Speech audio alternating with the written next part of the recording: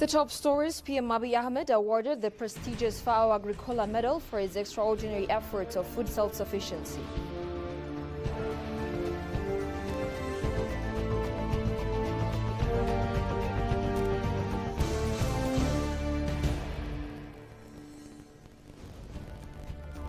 And South African government challenges auction of Mandela's personal items.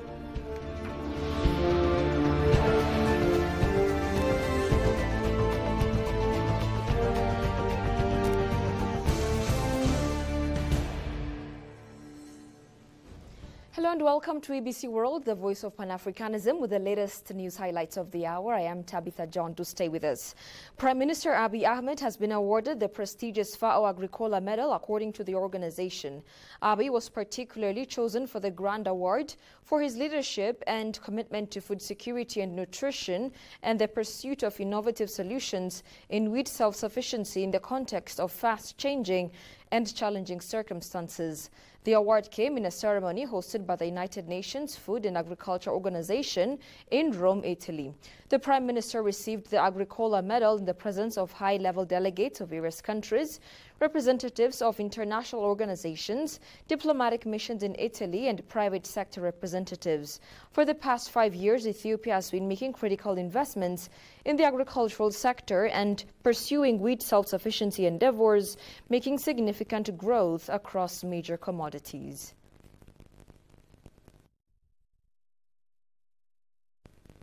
Deputy Prime Minister and Foreign Affairs Minister Demeke Mekonnen and Cuban Vice President Salvador Antonio Valdez Mesa held discussions on multilateral cooperation and friendship between the two countries.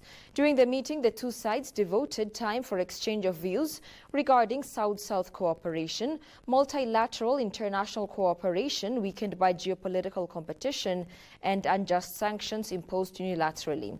With regard to bilateral cooperation, they emphasized the need to work together on public health, education, and sugar industry development. According to the Ministry of Foreign Affairs, the two sides also agreed to hold bilateral political consultation soon with a view to bolster ties in various fields.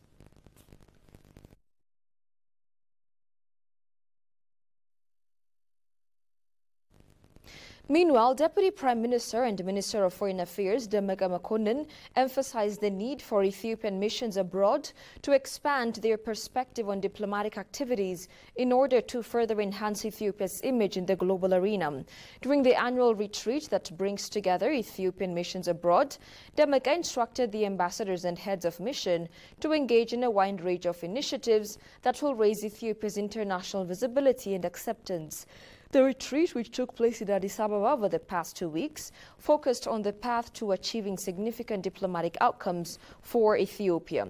Spokesperson for the ministry, Medles Alem, highlighted that Ethiopia's diplomatic ties with various countries are expanding, adding efforts will be redoubled to increase the country's international visibility, influence, and acceptance. As a result, ambassadors will carry out their duties to elevate Ethiopia's diplomacy to a higher level.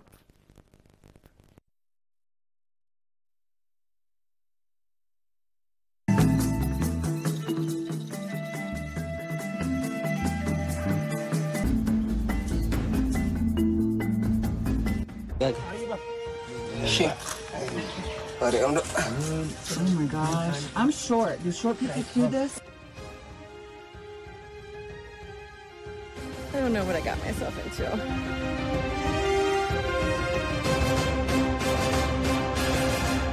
Abuna Yamata. Abuna Yamata Gut is a church high up in the sandstone mountains of Geralta. It sits over 8,000 feet in the air, and the only way you can get there is to climb, straight up and barefoot.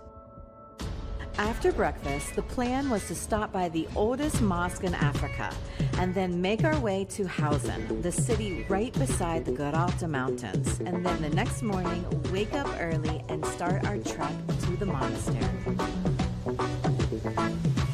We woke up extremely early to try to make the climb before it became too hot to the monastery.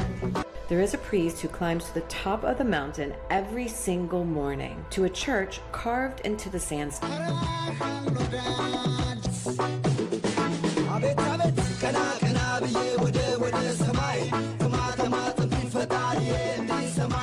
way here by using hand grips and foot holders by barefoot.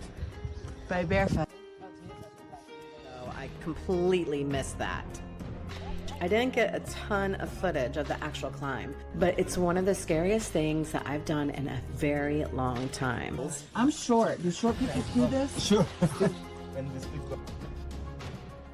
The name Abuna Yamata is derived from an ancient language called Giz. First of all, we would like to say you well done and welcome to Geralta. Geralta is normally the name of the whole chained mountains here. And the word Geralta is a Giz word, which means a place with lots of up and down hills. So this church is believed that it has been built during the 6th century AD. And when you see the paintings, they are directly painted in the rock.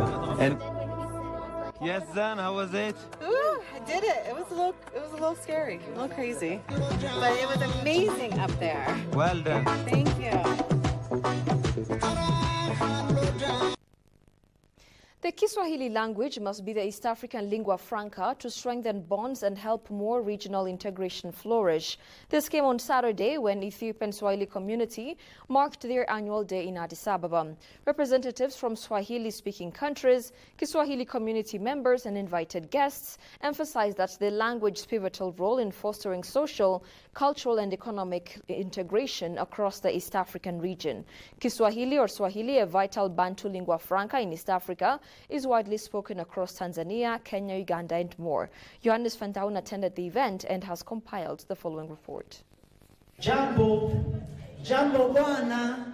According to different sources, the Kiswahili language is the first language of the Swahili people who lived along the East African coast and the nearby islands such as Zanzibar. Kiswahili holds the status of an official language in several Eastern African countries including Kenya, Tanzania, Uganda and the Democratic Republic of Congo.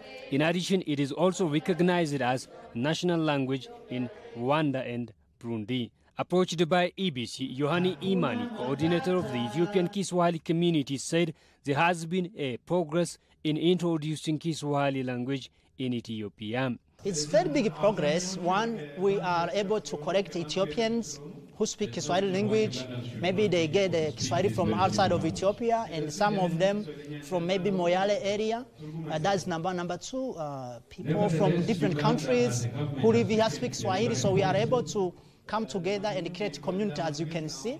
That is number one. Number two is people be able to socialize and practice our African culture, eating our Swahili food, things like that. Of course, there is some difficulties, but I think we are moving very well. Other members of the community are also optimistic on the role of the Kiswahili language for integrating all Africans. It creates a social bonding between the Eastern African countries and for other parts of Africa. You know, as you know, it's a famous language spoken in mostly in the eastern parts of Africa. So Kiswahili is a famous language. I think it's very special to learn, to have one language for this region, or not only one language, but I mean a language that can unite people, because it can bring a lot of development. It can help us to be more open. This language, not only that is mainly or mostly or widely spoken in the region, but it's more unifier. It's more unifier and more neutral. Most people find it neutral. Nobody owns Kiswahili. Kiswahili is for everybody. So people find it easy and a little bit welcoming. Kiswahili Day in Ethiopia represents an embrace of linguistic diversity, cultural exchange and regional integration, highlighting the growing importance of the Swahili language within the Eastern African social, cultural and economic landscape. It is a testament to Ethiopia's commitment to fostering inclusive linguistic and cultural practices, regional collaboration and the celebration of diverse heritage. And finally, former South African President Nelson Mandela's legacy is at the center of a heated debate as his personal items are set to be auctioned off on February 2022 by his daughter Makaziwe Mandela. Nelson Mandela's belongings hold immense historical and sentimental value to the people of South Africa. Tigist Arnisa has the following account from CGTN Africa. Nelson Mandela's oldest daughter, Dr. Makaziwe Mandela, is auctioning Madiba's belongings